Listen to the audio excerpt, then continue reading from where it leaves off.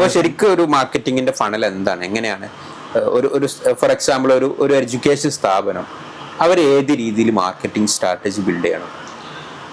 എഡ്യൂക്കേഷൻ്റെ ഇപ്പം അതിൻ്റെ ഒരു സീസൺ ആണല്ലോ. അപ്പോൾ അതെങ്ങനെ ചെയ്യേണ്ടതെന്ന് വെച്ചിട്ടുണ്ടെങ്കിൽ ഒരു മിനിമം ഒരു 2 ആടെങ്കിലും എൻക്വയറിക്ക് വേണ്ടിയിട്ട് ചെയ്യാം. ഒരു ബേസിക് ആയിട്ടുള്ള കാര്യം കേട്ടോ. പ്ലസ് ഇവരെ ടെസ്റ്റിമോണിയൽ വീഡിയോസ് ഉണ്ടെങ്കിൽ, ഇല്ലെങ്കിൽ അത് എത്ര പെട്ടെന്ന് ചെയ്യണം.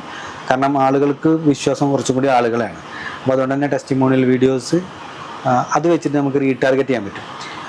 ഫോർ എക്സാമ്പിൾ ഇപ്പോൾ നമുക്കൊരു മന്തിൽ ഒരു 100 എൻക്വയറി വന്നാൽ മറ്റേന്നാണ് പറയുന്നത് ഒരു 65% ആളുകളും ആവശ്യക്കാരാകും. ബാക്കി കോമ്പറ്റേറ്റേഴ്സും മറ്റൊക്കെ ഉണ്ടാവും. അപ്പോൾ ഈ 65% ആളുകൾ നമ്മുടെ നിന്ന് അല്ലെങ്കിൽ മറ്റൊരാളിൽ നിന്ന് ഈ സർവീസ് എടുക്കും. അപ്പോൾ ഇത് അവരെ നമ്മളെ അടുത്തേക്ക് കൺവേർട്ട് ചെയ്യാന്നുള്ളത്, അതാണ് നേരത്തെ ഞാൻ പറഞ്ഞ ആ സെയിൽസിൻ്റെ ഒരു പവർ അവിടെ വരുന്നത്. അവർ കൃത്യമായ കാര്യങ്ങൾ പറഞ്ഞ് കൺവേർട്ട് ചെയ്തെടുക്കണം. അതിന് സഹായിക്കുന്നൊരു സംഭവമാണ് ഈ എൻക്വയറി നടത്തിയ ആളുകളെ നമ്മൾ എന്ത് ചെയ്യുക, റീടാർഗറ്റ് ചെയ്യുക എന്നുള്ളത്. റീടാർഗറ്റ് ചെയ്യുമ്പോൾ ഏറ്റവും ബെറ്റർ ഓപ്ഷൻ എന്ന് പറയുന്നത് നമ്മുടെ എന്താ പറയുക ടെസ്റ്റിമോണിയൽ വീഡിയോസ് വെച്ചിട്ടാണ്. അപ്പോൾ ആളുകൾക്ക് കുറച്ചും ഇപ്പോൾ ഒരു 50-50 ചാൻസിൽ ഇങ്ങനെ നിൽക്കാവും. വേറെ എൻക്വയറി നടത്തിയിട്ടുണ്ടാവും. അപ്പോൾ അങ്ങനെ ടെസ്റ്റിമോണിയൽ കാണുക, ഇതിൻ്റെ ഒരു ഗുണങ്ങളൊക്കെ പറഞ്ഞിട്ടില്ല.